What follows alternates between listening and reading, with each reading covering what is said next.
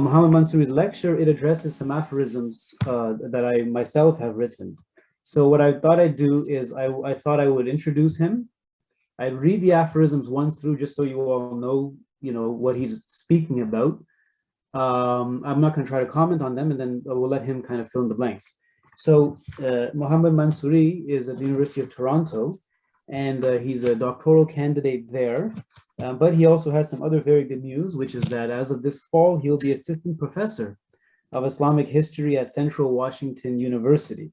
So, tabrik to Muhammad. He specializes in Islamic philosophy, Ismaili thought, Islamic occultism, and the Sufi tradition. And a number of his articles have appeared in several leading academic journals already, such as the Journal of Sufi Studies, the Journal of the Muhyiddin Ibn Arabi Society, and Studia Islamica. So I'm going to just read through these aphorisms once.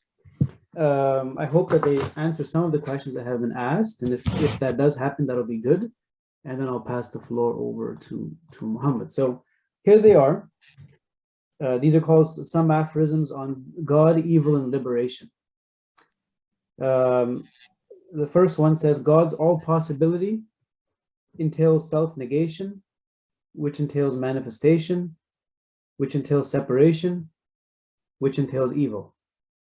Number two, the potentiality of evil is a natural feature of divine freedom, but the actuality of evil is a natural feature of human freedom.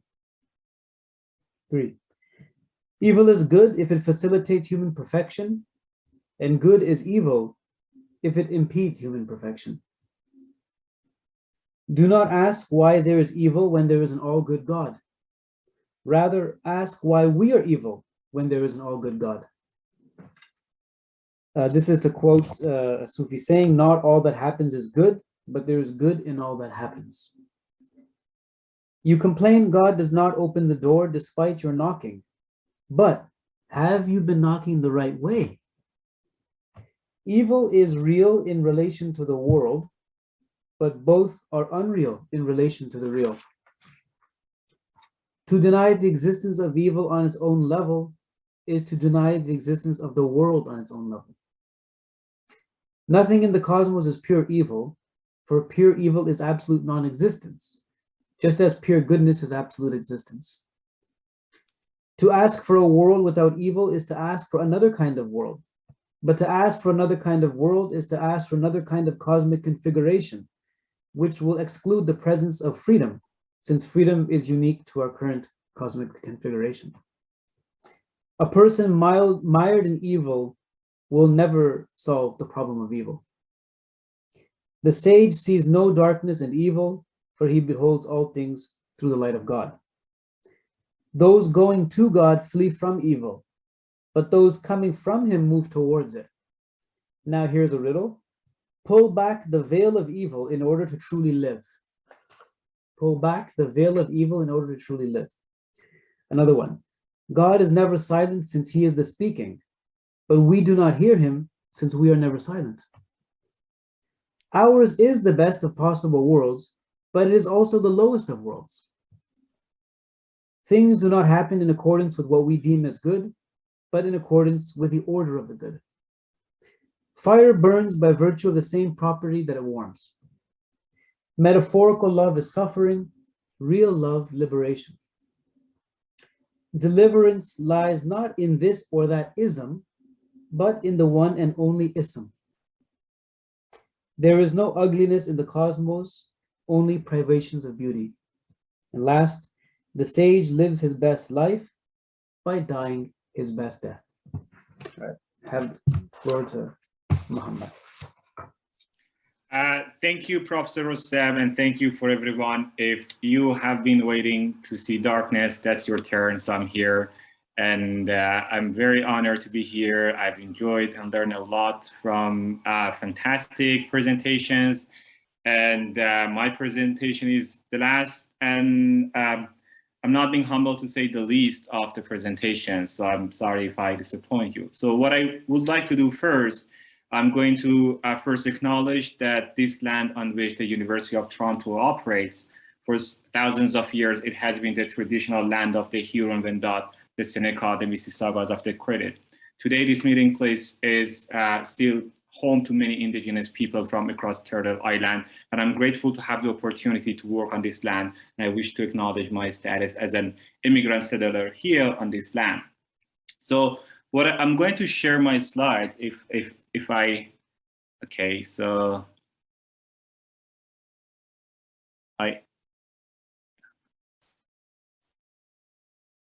and thank you for Professor Rustom for reading the aphorisms. So what I'm going to do in my presentation, the plan that I have, is sort of talk about the problem of evil from in light of the theory of waḥdat al-wujūd, or oneness of being. And my plan is to sort of like, I picked ʿAzīz Nasafī as a medieval figure, and then I try to think through his work and also use throughout my presentation aphorisms of Professor Rustom as well.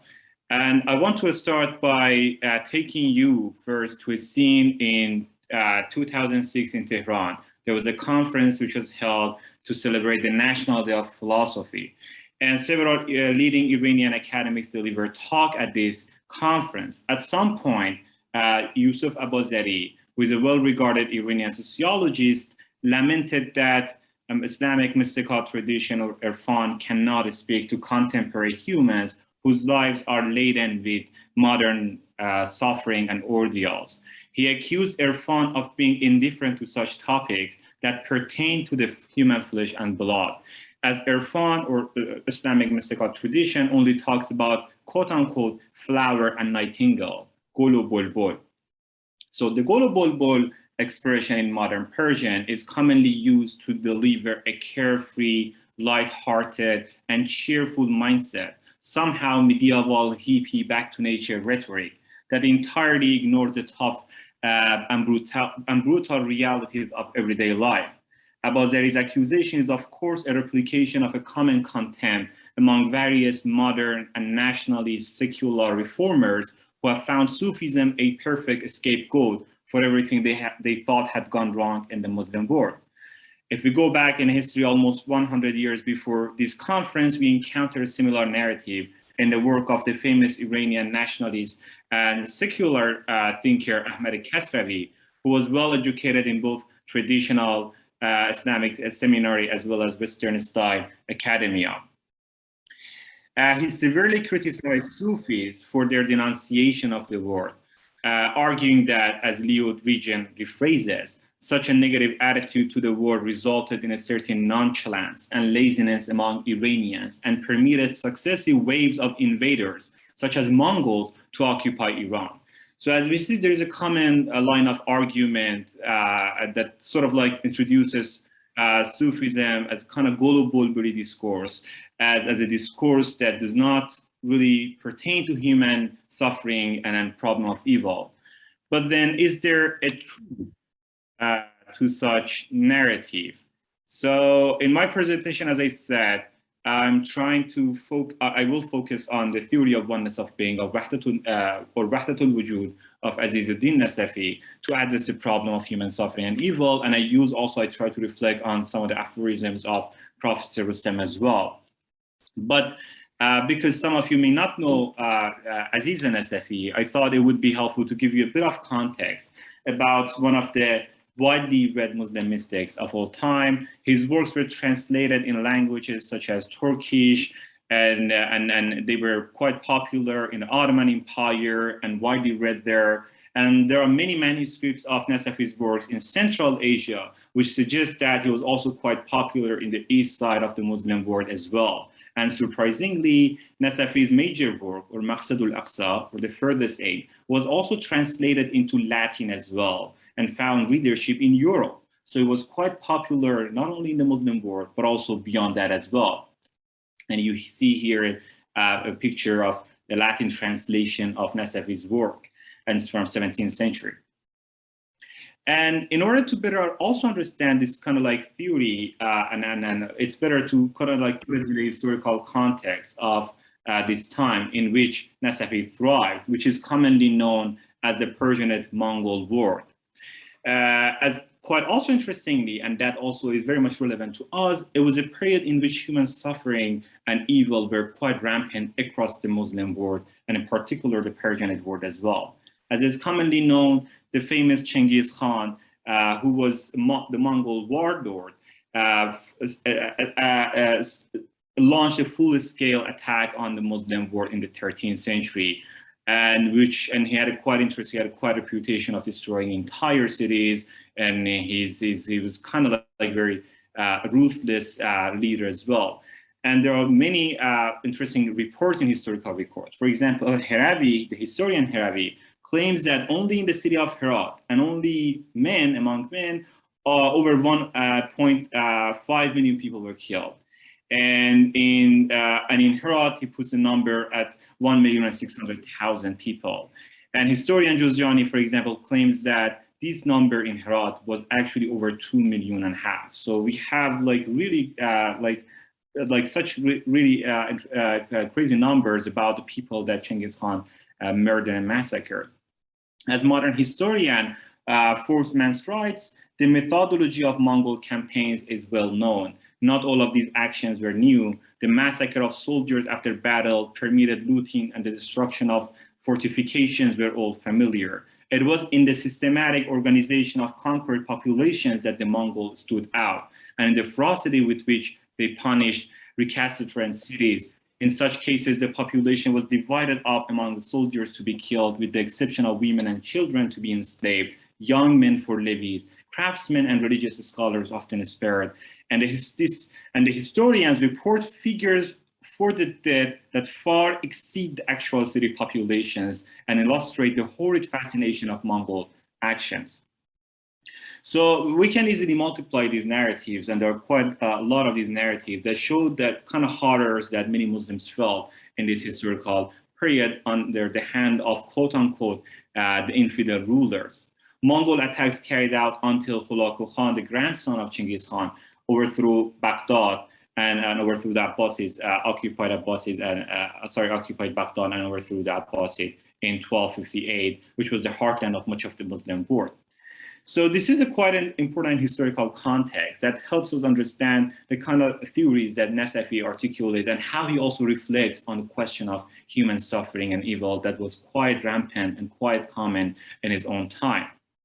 What we know from his own writing is that he also had to live a quite vulnerable life. We come across his vulnerability in the first pages of one of his major works, Kashf al-Haqā'iq.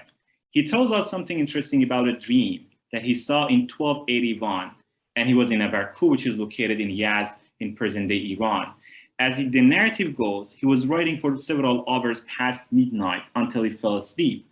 Then he saw his father in the sleep, who opened the door of Nasafī's room and told him that the Prophet Muhammad, Nasafī's Sufi master, al-Dīn Hammūya, and the Sufi Ibn al-Khafif, they all await him in the Grand Mosque of Abarku. And I have a picture here of the Grand Mosque of Abarku as well here for you. That's a mosque of 1,000-year, very fascinating piece of architecture. And that's exactly where Nasafī's dream, as he reports, happened. So the dream happened in this mosque. Then the Prophet Muhammad told him that Sheikh Sa'aduddin was telling a story about you today, and he was worried about you. He was saying anything that I gathered in 400 books, small or large, ʿAzīz, referring to ʿAzīz and Nasafī, gather in these 10 treatises of Kashf al-Haqā'iq. Whatever I try to keep hidden and concealed, he ventured to reveal and disclose. I'm worried that some people might harm him.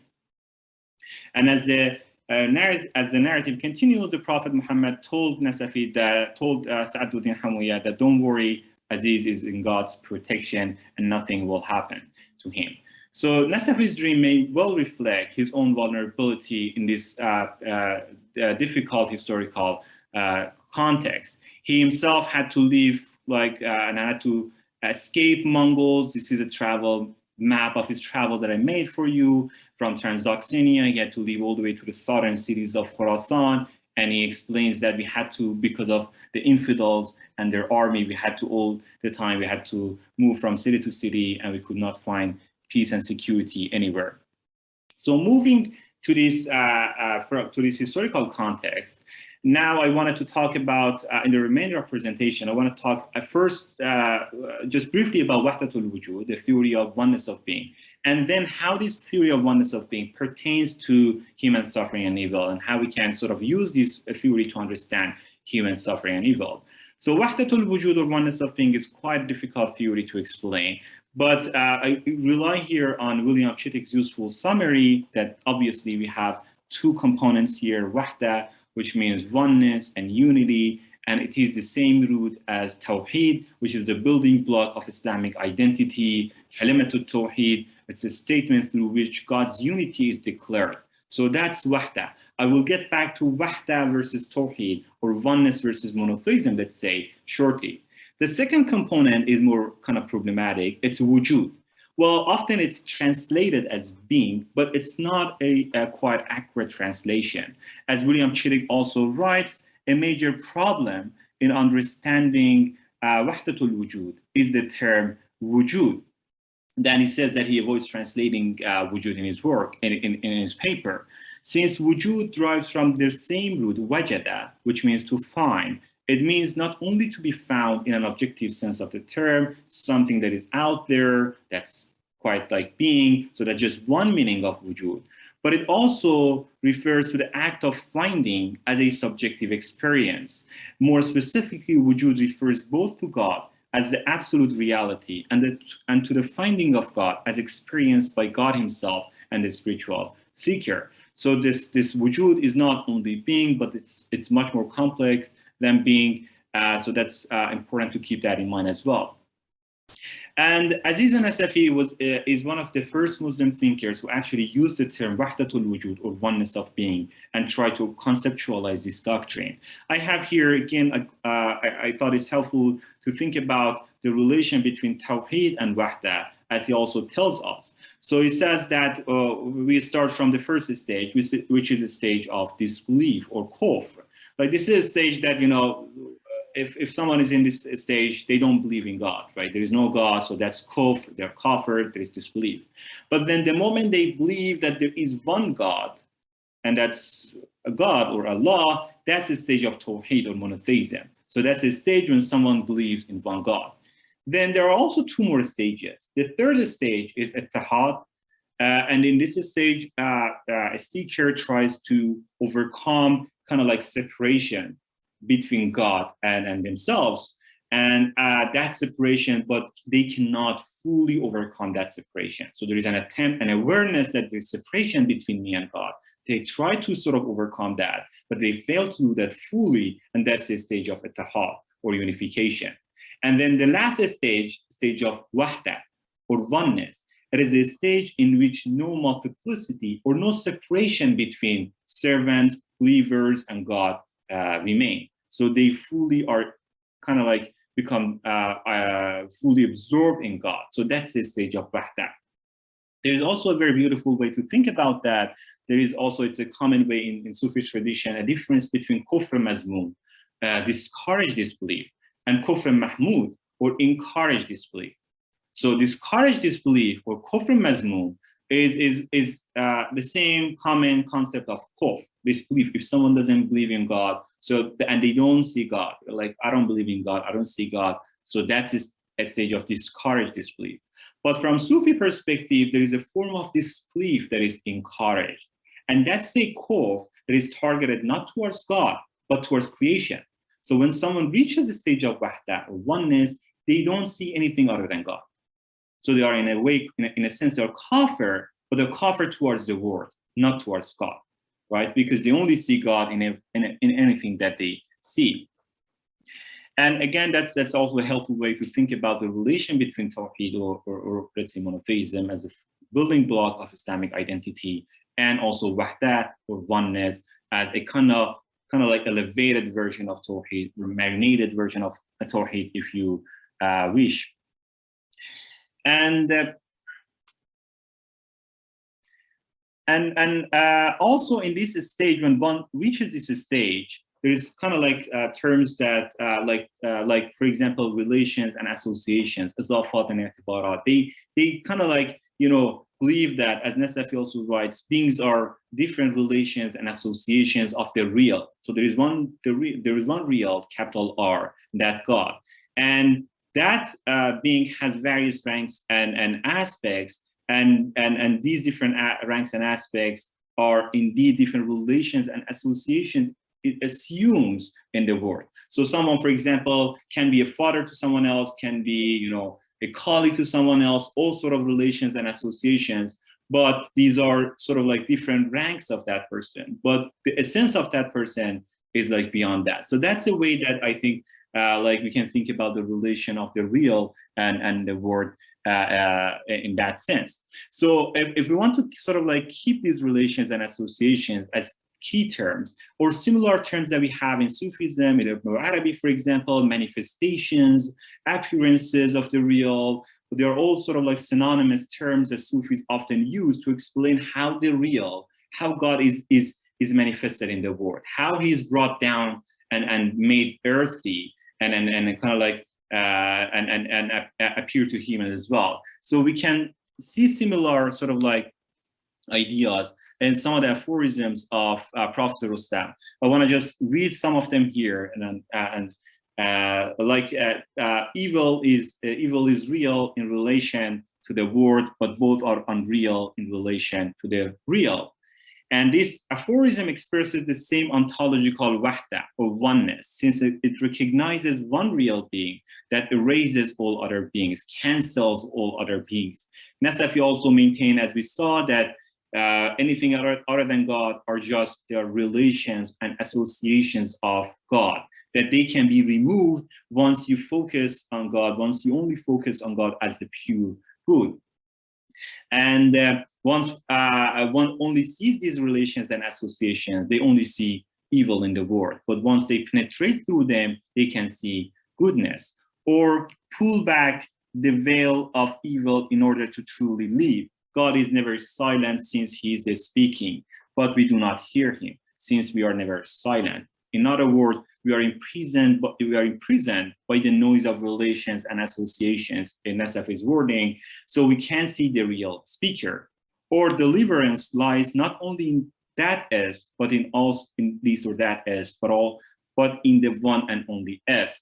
So long as one is captured by names or relations and associations, as Nasafī states, they can't see the real and only being, which is God. These aphorisms are useful poetic illustrations that help us better understand the doctrine of oneness of being, which emphasizes that there are various beings in the world, but the real being is the real, capital R. And now that we briefly talked about the doctrine of oneness of being, the question is that how does it pertain to human suffering? There are many ways that we can think of them, and I really like this.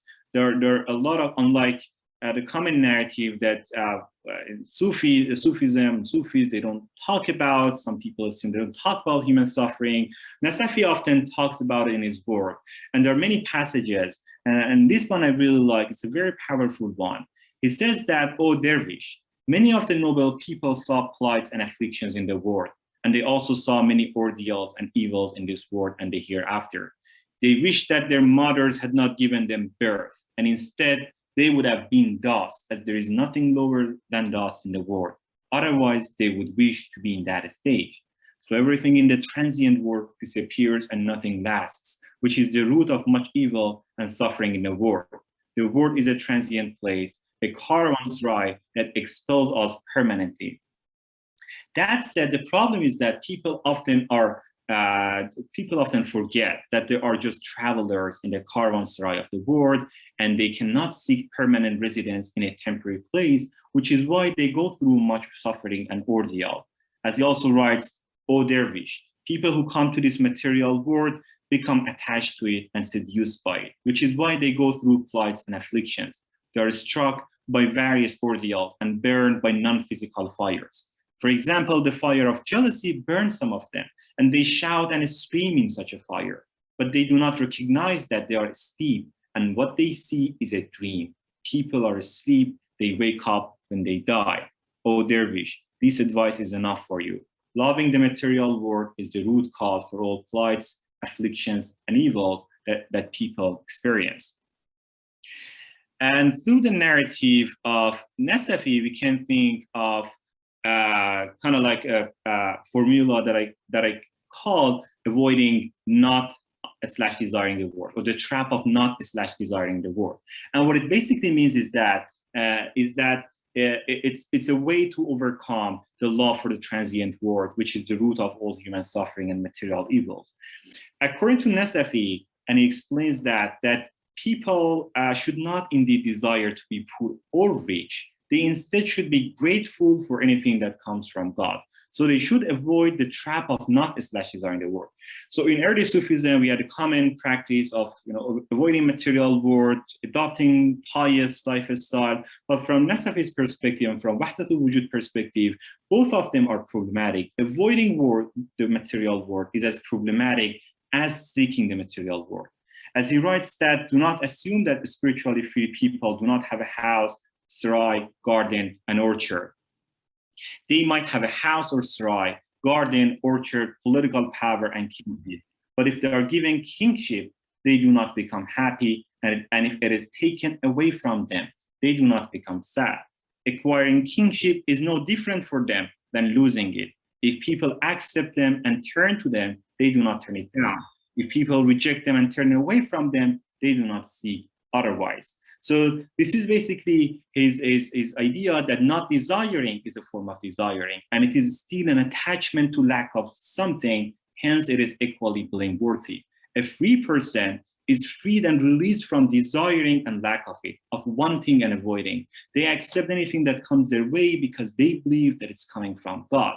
So that's in a sense, lack of desire is still a sign of the existence of someone's ego, which does not want, does not prefer, does not favor, and does not choose something. This ego must be entirely annihilated through waḥdat, or oneness with God.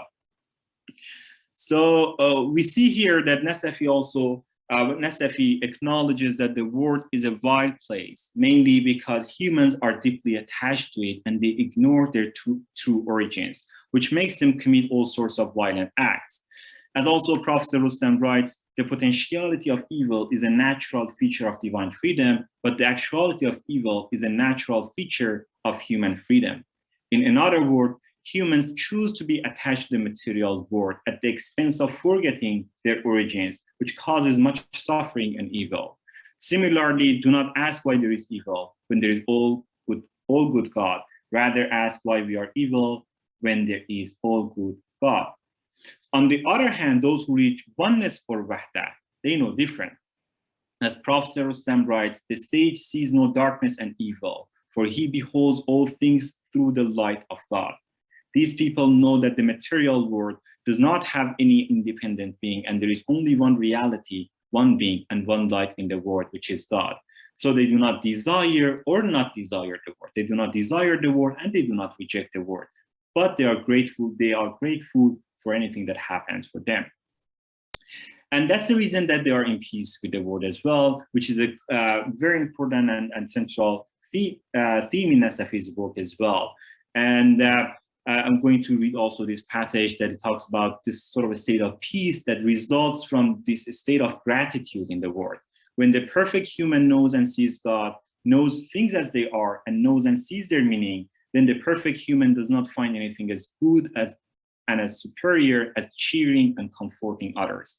This person teaches people and does things for them, and when they hear them and follow them, they live peacefully in the world and remain safe from the plights and afflictions of the world, and they will be saved in the hereafter. Such a narrative, such a peaceful living is indeed results from waḥdat al-wujūd perspective, or the idea of the oneness of being. And I think this strategy can be identified as the paradox of the opposites. And on the one hand, this paradox of opposite argues that there is only one being in the world, and that's the backbone of waḥdat al-wujūd philosophy. We only have one being. There is divine light and presence everywhere in the world, and all things are just manifestations of this divine light. There are just different associations and relations that this divine light assumes in the world. However, on the other hand, this assumption does not mean that there is no darkness and various forms of evil in the world. On the contrary, as also Nasafī tells us, the world is a vile, brutal, and violent place. And there is no tranquility in the material world. That is because people are not aware that the world is a temporary place of residence, and they do not appreciate the wholeness and fullness of being. We can see this, what I call paradox of the opposites, in various also aphorisms of Prophet Rustom as well. For example, the one the potentiality of evil is a natural feature of divine freedom, but the actuality of evil is a natural feature of human freedom. So again, the question here is that the evil exists because of human choice, because of choices that human beings make, and because they sacrifice the wholeness of being only to cherish a tiny fragment of it, which is a material world. Or to ask for a world without evil is to ask for another kind of world. But to ask for another kind of world is to ask for another kind of cosmic configuration, which will exclude the presence of freedom, since freedom is unique to our current cosmic configuration. So the problem of worldly evil and human suffering is inseparable from human conditions and their free choices. And that's basically also the similar idea. It was kind of that we saw in also in Nasafī's discussion about evils and human suffering, that he often focuses on human element, the will of people to turn away from their true origins and forgetting that origin. Also, the last aphorism that I wanted to be, to deny the existence of evil on its own level is to deny the existence of the world on its own level. So from this perspective, humans forget that the world is full of evil and human suffering according to this perspective, because humans are being free and because they make certain choices that make the world full of evil and suffering. Thank you for listening to this presentation. I'm going to stop here, and I'm looking forward to your questions if you have questions. Thank you.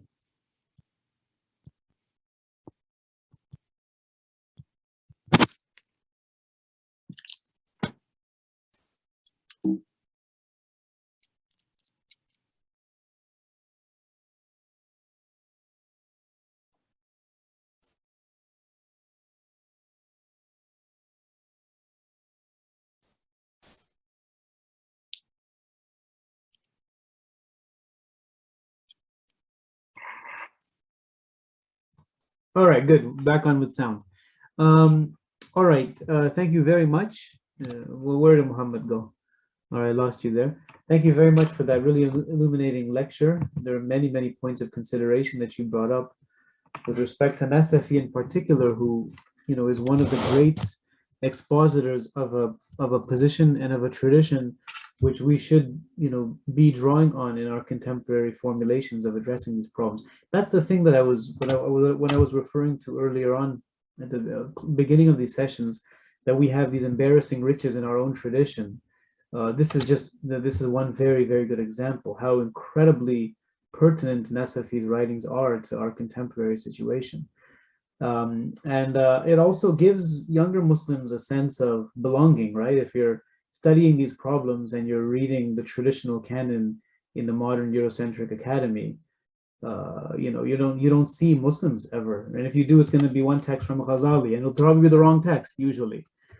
You know, but then you think that your tradition has nothing to offer, of course, on these issues. So the more we make these materials available, the more we write about them, the more we translate them, the more we discuss them, the more we normalize them, the better it will be, and the more global our interactions will be, and the more wide scale the problem of the problems in philosophy of religion will be featured, which is very good. So this naturally raised many interesting questions. We're going to try to limit it to about 3 or 4, just in the best interest of time. I hope again that's all right with all of you. This seems to be a comment by Nicholas Boylston, but we're going to, it's probably going to generate some discussion. So he says, many thanks for this illuminating presentation. I'm thinking much these days about the ways in which those who continued Ibn Arabi's legacy differ from his own thought. There is a question. I wondered if you have any reflections on Nasafī in this regard, particularly since in this case, the relations which seem almost illusory in your presentation of Nasafī, if I have understood you correctly, are for Ibn Arabi, nothing other than the names, which have been calling to be brought into existence so that the hidden treasure can be known. And then he continues in another thread, not to assume that we should only read Nasafī as a commentator on Ibn Arabi. So the upshot of the question is, what's the relationship between Nasafī and Ibn Arabi in this regard? Oh, you have the same question of unmuting yourself? Okay, let's get. Okay. Okay. Now. Okay. Okay. Thank you for Dr. Boyson for this wonderful question, and I think that's like part of the relation of thinkers after Ibn al-Arabi with Ibn al-Arabi is often very much simplified in the scholarship. They're often grouped together as Akbarian school, as if there was a Shaykh al-Akbar, and then the rest was commentary, and there was no kind of like original contributions. There was no interesting nuances there. That's a very common narrative that we have, which is often not true. I mean, this is not the case. Even the idea of waḥdat al-wujūd, or oneness of being, is often understood in different ways. But as far as Nasafī is concerned, he was not, he was not very much keen to be a commentator of Ibn al-Arabi. He cites his own master, Sa'duddin Hamuyya, many more times than Ibn al-Arabi. And he differs, several of his ideas also differ from Ibn al-Arabi as well. And he's also writing for a different audience. He's writing in Persian, he's writing in Persian and Mongol period. He's trying to communicate with an entirely different sort of audience that often probably didn't have that sort of ability to read Arabic. So, and there's also the question of, that's a question not very much related to the theme of the conference, but the question of the influence of Ismaili ideas on Nasafī, which is often, again, very much not studied. There are we have evidence that several of his works were maintained in several in Ismaili libraries. So there is also this sort of idea that is a very interesting idea. So in a way, he was not very much keen to, I think, follow any particular person. He was picking ideas. He was very much eclectic, picking ideas from different sources. He was relying on Galenic pathology. He was relying on all sort of different traditions. But I think what we need to do is sort of do away with that reductionist narrative that there was one genius in Islamic world in this period, and the rest again was decline. And then, which is I find it often very much kind of Orientalist in a sense, because as if we had sort of only certain people who had original ideas, and then the rest, again, we have Muslims who always follow and imitate, certain figures. They can't think independently, which is not the case. Everyone, if you think, they respond to different ideas. But I think, I don't know if it answered your question, but in many ways, I think he does not follow Ibn al-Arabi, and he cites him only here and there. The idea of izafat or i'tibarat is very big for Nasafī, which is not as big in Ibn Arabi. And the idea of divan names, it's not quite central for Nasafī in a way, right? So I mean, yeah. So just we could. I think that's a very important question. That in a way, I think that explains my entire dissertation. That kind of born out of this question that it was not very much Akbarian and follower of Ibn Arabi. Yeah, yeah. Very good. Good. A question comes from Salma. Was Nasafī an Ismaili? He was Sunni. He was certainly Sunni, and he was probably Shafi'i Sunni, and he's clear about that. But he was not. Yeah, good. Thank you. One from Amr Latif, a participant and fellow colleague. He says, does Nasafī offer concrete examples of holding together multiple levels? So these different itibarat that he speaks of, can you give a concrete example from his writings showing how this plays out? I think that's a very wonderful question. How different multiple levels? I think that's an area that he doesn't much talk about it. I think the way that we can think of that is through his theory of, again, waḥdat al-wujūd, because we know that it's not a term that Ibn al-Arabi himself used, or oneness of being, and Nasafī used that, and he was very clear about this term. And he seems to be, if not the first person to use that, one of the first people to use this term in technical sense. So that's quite important. So for him, it was the idea how sort of different multiple planes of being, they can be sort of related together, I think comes from the idea, again, as I explained, the idea of relations and associations. The example that I gave is, is God, coming down to earth, and again, going up. But I think that probably the closest would be, again, probably al-Insanul Kamil, or the perfect human, as a point of connection between different planes of being. Because once we know that once the perfect human leaves the world falls apart, right? That's the common narrative that he also has. So as long as the perfect human, or the qutb, or the pole, remains in the world stays in place. And the moment that they leave the world, and there is no more any of these sort of like, not the perfect human, but also classes of invisible saints. That's an entirely interesting topic, Abdal, Awliya, Akhyar. So the moment that these people leave the world, the universe collapses.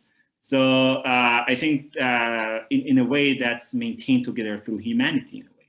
Yeah, very interesting, very interesting. Good, thank you. A comment from Justin Chancellor. He says, thank you for your excellent talk. You explained ideas that are difficult and profound in a very clear and concise way. Atif Khalil's thanking both speakers in this panel, Mohammed Farouk and Mohammed Mansouri, for great talks. Last question, we'll give it to Melanie, my colleague at Carleton, who asks, it's a very, very interesting question that she asks. It comes prefaced with a comment. It says, thank you for your talk. I was especially interested in the connection between Nasafī and Central Asia. Conceptually, his point about extreme asceticism, that is risking an attachment to not desiring, is of course similar to the setting the Dhamma wheel, to the setting the Dhamma wheel in motion sutta's conception of the middle way. Could you tell me more about the historical and or conceptual relationships between Nasafī and Buddhism? Thank you. It's a wonderful question. I mean, we have not done much research on the reception of Nasafī in Central Asia. It was quite popular. And one of the very interesting sort of like ideas that it shows really like he was very much read in Central Asia. And that's one of the things that I've been more interested in sort of idea of soul or peace, right? That's a very, in Mughal India, Emperor Akbar. So we have the idea of peace. And Nasafī also was well read, and his writing is very much also accessible in a way. He's kind of like Hemingway, his very writing is very clear. You don't have problem. Often the treatises start by saying, some dervishes came to me and like, I don't understand waḥdat al-wujūd. Can you explain it to me? And then he goes on explaining that, and his word again, I'm sure you didn't understand it. Let me again clarify that. And again explains that in a different way. And he goes on several times. So he's very much careful that things that he's saying are very much clear in that sense.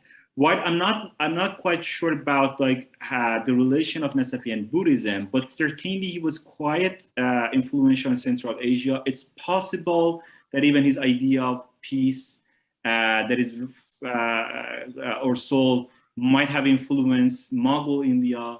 So that's more research has to be done about that.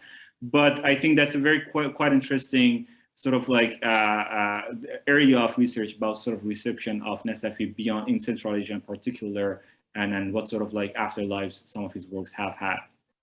Very good. Yeah, good connection perhaps with this whole idea of Sulh Kul and that whole trend. I mean, it seems to be such a wide-ranging idea, this idea of Sulh tied to Islah, tied to Reformation, right? A kind of peaceful Reformation. Which is interesting because the word Sulh and Islah in the modern context takes on a totally different meaning than it does in classical texts. It's always like that. Very good. Thank you, Mohammed, for your thoughtful paper and for your responses. Very, very excellent. You all have fielded the questions so well today. This is these aren't easy because they come from literally out of nowhere, and you're it's not somebody who's asking them to you directly, so it's 2 times harder addressing questions like that. So you all did really well. Thank you very much. Our session is concluded, and we're done for the day too.